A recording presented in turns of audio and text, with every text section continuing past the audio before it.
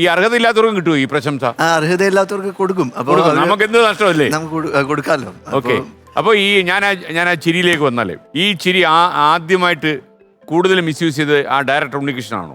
എന്റെ ചിരി മിസ്യൂസ് ചെയ്തത് അദ്ദേഹമാണ്. അല്ലേ? സൂപ്പറായിട്ട് മിസ്യൂസ് ചെയ്തു. തീർച്ചയായിട്ടും. അദ്ദേഹം അതിൽ അങ്ങനെ ഒരു ക്യാരക്ടർ കൊണ്ടുവന്നിട്ട് ഈ നമ്മൾ ഓരോ സബ്ജക്റ്റും ഓരോ വ്യത്യസ്തമായ വേറെ വേറെ ക്യാരക്ടേഴ്സ് ആണെങ്കിലും പേരൊന്നാണ് അല്ലേ. വരുന്ന ക്യാരക്ടേഴ്സിനൊക്കെ എനിക്ക് ഒരു ഇതുള്ളത് എല്ലാത്തിനും ഞാൻ ചിരിക്കാം. എടാ നീ എന്താ ചിരിച്ചില്ല, അത് നീ ചിരിക്കി അങ്ങനെ പറഞ്ഞു ചിരിപ്പിക്കുകയാണ് ഓരോ. അപ്പൊ പിന്നീട് ആയപ്പോഴത്തേക്ക് എനിക്ക് തന്നെ ഞാൻ പറഞ്ഞു, സാർ ചിരി എല്ലാത്തിനും ചിരിക്കുന്ന ഇവര് ബാക്കിയുള്ളവരായിരിക്കും, ബാക്കിയുള്ള എല്ലാവർക്കും കുഴപ്പമില്ല, പക്ഷെ എന്റെ നീ ചിരിച്ചാ മാത്രല്ല ഒരുപാട് ചിരിക്കുവാണെങ്കിലേ മറ്റേ അസുഖം നാളിൽ പറയുകയും ചെയ്യും അല്ലേ? അപ്പൊ പക്ഷെ അത് മൂവിയിൽ വന്നപ്പോഴും കുറെ നാള് എനിക്ക് അത് തന്നെയായിരുന്നു പ്രധാനപ്പെട്ട. കുറച്ച് നമുക്കറിയാന്നുള്ളത് തന്നെ ഡയറക്ടേഴ്സ് ഒക്കെ ആദ്യം വന്നിട്ട് ശ്രീമറെ മറ്റേ ചിരിച്ചോ എന്ന് പറയും. ഞാനത് ചിരിപ്പിക്കാതെ നിൽക്കണമെങ്കിൽ പുറകുന്ന ക്യാമറമാൻ, സാർ അയാൾ ചിരിച്ചില്ല, അയാൾ ചിരിച്ചില്ല, ഉള്ളി കട്ട് പറയും. Camera sir second sir cut ചെയ്യണം സാർ, ഇത് പുള്ളി ചിരിച്ചില്ല, ഞാൻ ഇങ്ങനെ പറയും. എന്നാലും ചുമ്മാ ഇരിക്കാൻ പറയും ക്യാമറമാൻ്റെ അടുത്ത്, എന്നാലും അദ്ദേഹം വീണ്ടും ചിരിപ്പിക്കും. അപ്പൊ അങ്ങനെയായിരുന്നു ആദ്യം തുടക്കകാലത്തൊക്കെ. പക്ഷെ എനിക്കത് ഗുണമേ ഉണ്ടായിട്ടുള്ളൂ സാർ. അല്ല ആ ചിരി ഒന്ന് ഇവിടെ നിട്ടേ, നമുക്കൊന്ന് നോക്കട്ടെ ആ ചിരി മാഞ്ഞോന്നറിയണമല്ലോ.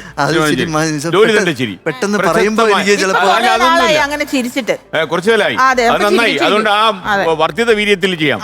ലോലിതന് മണ്ടോദരിയായിട്ട് എന്തെങ്കിലും ഒന്ന് സംസാരിച്ചു കഴിഞ്ഞാൽ ചിരി വീഴും. അപ്പൊ മണ്ടോദരിയുടെ ചിരി എന്റെ കൂടെ ഇട്ടോളണം, എന്നാലേ ലോലിതന് ചിരി വരൂ. എന്താ പേര്? ലോലിതൻ. എന്താ ലോലിതൻ? അയ്യേ, നമുക്ക് കല്യാണം കഴിഞ്ഞിട്ടേ വല്ല ഡിക്സണ്ണോ റോബിൻസണ്ണോ ഒക്കെ ആക്കാമേ. ആക്കാല്ലേ? കരാട്ടെ പഠിച്ചിട്ടുണ്ടോ? ഇഷ്ടായോ? ഇഷ്ടായോ? എന്നാ പറ, അച്ഛനോട് പറ. അച്ഛാ എന്നെയാണോ? മനസ്സിലായി, എനിക്ക് മനസ്സിലായി. അങ്ങനെ ആ രംഗം കഴിഞ്ഞു അല്ലേ? ലോലിതനും മണ്ടോദരിയും. കുട്ടേട്ടാ ശ്രീകുമാർ ആൻഡ് സ്നേഹ, ശ്രീകുമാറിനോട് ഒരു കാര്യം ചോദിക്കാനുണ്ട്. താങ്കൾ ഒരു വിദേശ പെൺകുട്ടിയുമായി കുറെ വർഷങ്ങൾ പ്രണയത്തിലായിരുന്നു. അത് ആർക്കെങ്കിലും അറിയുമോ? ഇറ്റലിയിൽ നിന്നുള്ള ഒരു പെൺകുട്ടിയായിരുന്നു. ഇത് ഇവിടെ ആളെ കിട്ടാത്ത പോലെ.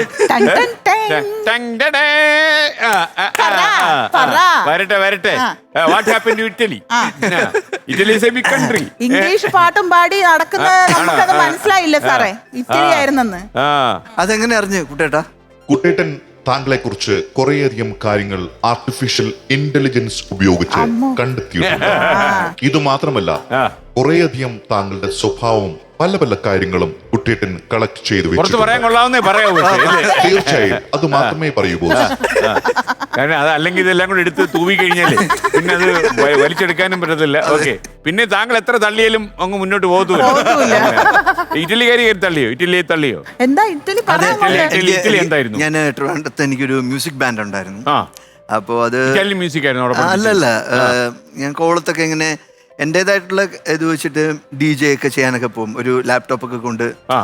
അപ്പൊ ഇതുപോലെ അല്ലേ കുറെ മുടിയൊക്കെ ഉണ്ടായിരുന്നു ഇങ്ങനെ കെട്ടിയൊക്കെ വെച്ചിട്ട്. പിന്നെ ഇറ്റലി ആയാലും റോം ആയാലും വരും കേട്ടോ. അപ്പൊ എനിക്ക് ഏറ്റവും പ്രിയപ്പെട്ട ആള് മൈക്കിൾ ജാക്സൺ ആണ്. അതെ. അപ്പൊ അദ്ദേഹത്തിന്റെ ഞാൻ പഠിക്കാനൊന്നും പോയിട്ടില്ല, അല്ലാതെ തന്നെ ഞാൻ കണ്ടുപഠിച്ചിട്ട് അതൊക്കെ ചെയ്യുമായിരുന്നു. അപ്പം ഈ പാട്ടിന്റെ മ്യൂസിക് ബാൻഡിന്റെ കൂടെ തന്നെ ഡാൻസും DJയും അതൊക്കെ കൂടെയൊക്കെ അവിടെ പോയി കുറച്ച് കാശൊക്കെ അവിടെ നിന്ന് കിട്ടും. ചിലപ്പോ ചിലയിടത്ത് നിന്ന് നമ്മൾ ചെയ്യുന്ന കോളം അങ്ങോട്ടൊക്കെ ചില ഹോട്ടൽസുകളിലൊക്കെ പോയി പെർഫോം ഒക്കെ ചെയ്യും. ചിലപ്പോൾ അറിഞ്ഞൂടാത്ത പാട്ടാണെന്നുണ്ടെങ്കിലും ആ മ്യൂസിക് അറിയാന്നുള്ളതുകൊണ്ട് ലിറിക്സ് ഒക്കെ പറയും. അല്ല, ഞാൻ പഠിച്ചിട്ട് തന്നെയാണ് പോകുന്നത്. ഞാൻ പിന്നെ അറിഞ്ഞൂടാത്ത അഡ്ജസ്റ്റ് ചെയ്യും. അങ്ങനെയൊക്കെ. അപ്പൊ ഇവരുമായിട്ട് നല്ല കമ്പനിയായി. പാട്ട് കേൾക്കാൻ വന്നാണോ? അവരവിടെ സിംഗർ ആയിരുന്നു. അവർക്ക് ഒരു മ്യൂസിക് ബാൻഡൊക്കെ ഉണ്ട്. അപ്പൊ അങ്ങനെ പരിചയപ്പെട്ടു. അങ്ങനെ കുറച്ച് നാൾ ഇടയ്ക്കൊക്കെ അവരിവിടെ വരുമ്പോഴത്തേക്ക് ഷോസ് ഒക്കെ ഉള്ള സ്ഥലങ്ങളിലൊക്കെ അവർ വരാറുണ്ട്, അങ്ങനെ കാണാറുണ്ട്. അത്രേ ഉള്ളു. അങ്ങനെ ഒരു കഥ ഞാൻ ഇദ്ദേഹത്തിനോട് പറഞ്ഞിട്ടുണ്ട്, പറഞ്ഞു കൊടുത്ത കുട്ടികളുടെ അടുത്ത്. പിന്നെ ചുമ്മാ അത്രേ ഉള്ളെന്ന് അങ്ങനെയല്ലേ തോന്നിട്ടില്ല സാറേ. അല്ലല്ലോ, ഇല്ല ബാക്കി പറഞ്ഞു. പക്ഷെ എന്തൊക്കെയാ പിന്നെ പിന്നെ തോന്നിയത്? അവസാനം ഞാൻ ഇതിന്റെ പുറകെ ചെകഞ്ഞു പോയി. ഇറ്റലിയുടെ പറയില്ല, ഇറ്റലിയുടെ പുറകെ ഗുഡ് കൺട്രി. ആ ഇത് എന്താ സംഭവം നമുക്ക് അറിയണമല്ലോ. ഇനി അതെങ്ങാനും തിരിച്ചു വരുവോ അതും അറിയണമല്ലോ. അവസാനം ഞാൻ അതെ അതെ അതെ മെയിലൊക്കെ എടുത്ത് മെയിലൊക്കെ എടുത്ത് ഞാൻ നോക്കി. പിന്നെ അപ്പൊ എനിക്ക് അതിന്റെ സംഭവം പിടിയിടി. അവര് വർഷത്തിൽ ഒരിക്കലും ഈ ഇന്ത്യ കാണാനും കേരളം കാണാനും ഒക്കെ വന്നോണ്ടിരുന്നതാണ്. ഈ പുള്ളിക്കാരനായിട്ട് പരിചയപ്പെട്ട് വീണ്ടും ഒരു വർഷം കൂടെ പുള്ളി വന്നിട്ടുണ്ട്. പിന്നെ അവര് ഇന്ത്യ വന്നിട്ടേ ഇല്ല. ഇന്ത്യ ഓർക്കുമ്പോ പുള്ളിക്ക് ഇങ്ങനെ ഈ പുള്ളിയുടെ മുഖം ഓർമ്മ വരും. ഇന്ത്യയെ തന്നെ അങ്ങ് പുള്ളി പേടിയായി പോയി. പിന്നെ ഇറ്റലിക്കാർ വന്നിട്ടേ ഇല്ല. പിന്നെ നിങ്ങളുടെ കല്യാണം അറിയിച്ചായിരുന്നോ? ഇല്ല, ഞാൻ പിന്നെ അറിയിക്കാൻ പോയില്ല. ഇനി ഈ പുള്ളി കല്യാണം കഴിച്ച് പോയെന്ന് പറഞ്ഞാൽ അവരിങ്ങനെ ഇങ്ങോട്ടെങ്ങാനും വന്ന് ഇന്ത്യൻ മോഡൽ, ഇറ്റലി മോഡൽ അല്ലെങ്കിലും ഇന്ത്യൻ മോഡലിൽ ഒരു കൊടിയൊക്കെ കുത്തി ദാമ്പത്യത്തിന് മുമ്പിലല്ലേ പോണം. ഇറ്റലിയിലോ? ഞാനും പോകും സാർ, ഞാനും കേദാറും പോകും. കൂടെ പോകണം കേട്ടോ.